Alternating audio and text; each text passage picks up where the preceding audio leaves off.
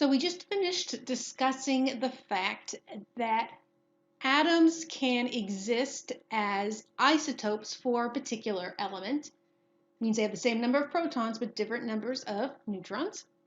Now we're going to end this chapter and this unit by talking about the concept of ions. Although actually we've talked about ions already when we talked about how metals form bonds with nonmetals with ionic bonds. In that case, the metal became a charged species by losing an electron.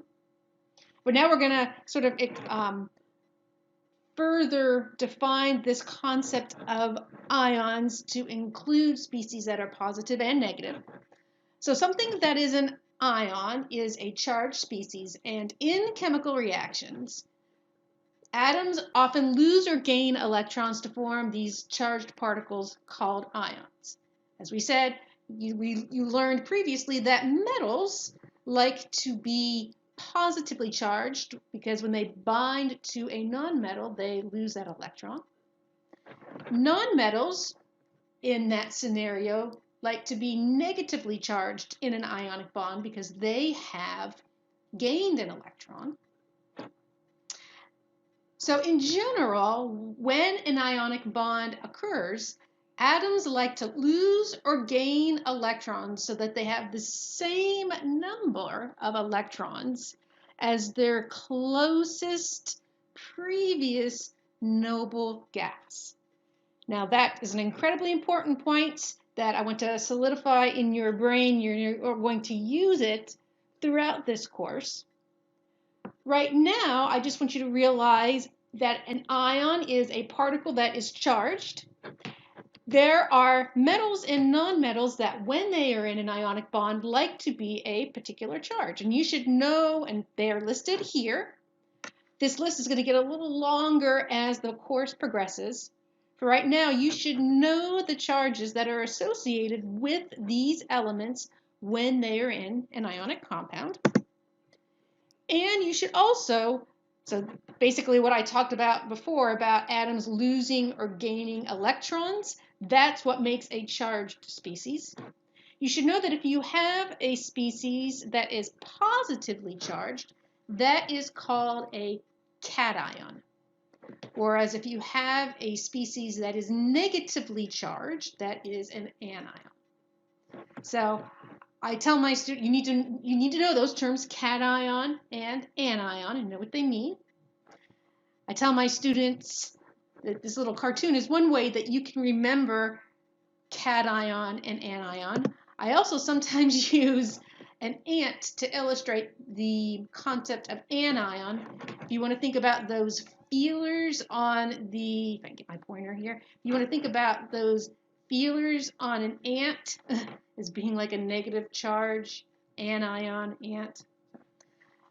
Whatever floats your boat, whatever is going to help you to remember that a cation is a species that's positively charged. That is something that has lost electrons. Anions have gained electrons and they are negatively charged. So let's use that concept to answer to fill out this chart. There's a similar chart on the Canvas Chapter 4 worksheet that you should try. But let's say I was to ask you to complete the table for these two ions, and they are ions because they are charged. And when we write down the shorthand notation for a particular ion, you already know that this superscript here, that is the atomic mass. Any atomic number is written as a subscript, although usually that's not written because you can determine the atomic number or the number of protons from the actual symbol. If that species has a charge, positive or negative, then that charge is also written as a superscript, but on the right-hand side of the element. So looking at this table so far, I see that I have an anion because it is negatively charged. And specifically, it has a -2 charge. Just by convention, the number is written and then the charge. It doesn't matter if you wanted to write that as -2, that'd be fine with me. But we have an anion that is sulfur, and a cation, +2, that is calcium. So let's go ahead and come practice our skills by completing this table. For the first symbol, I can already determine the number of I can determine the protons very easily by saying, oh, sulfur. I look at my handy dandy periodic table. I see that sulfur has an atomic number of, excuse me, of 16. So that means I have 16 protons. And I know that the atomic mass for this ion is 32, which is equal to the number of protons plus the number of neutrons. So subtracting those two gives me my number of neutrons, which is also 16. Now, numbers of electrons. This symbol tells me that I have a sulfur atom that has a -2 charge. So remembering that protons are positively charged, neutrons are neutral, no charge, and electrons are negatively charged.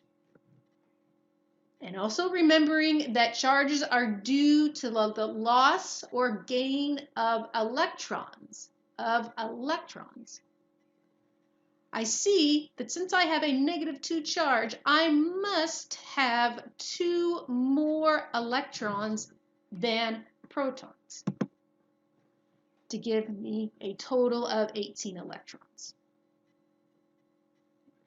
Because if I have 16 positives and 18 negatives, I have 2 more negatives than positives, hence the -2.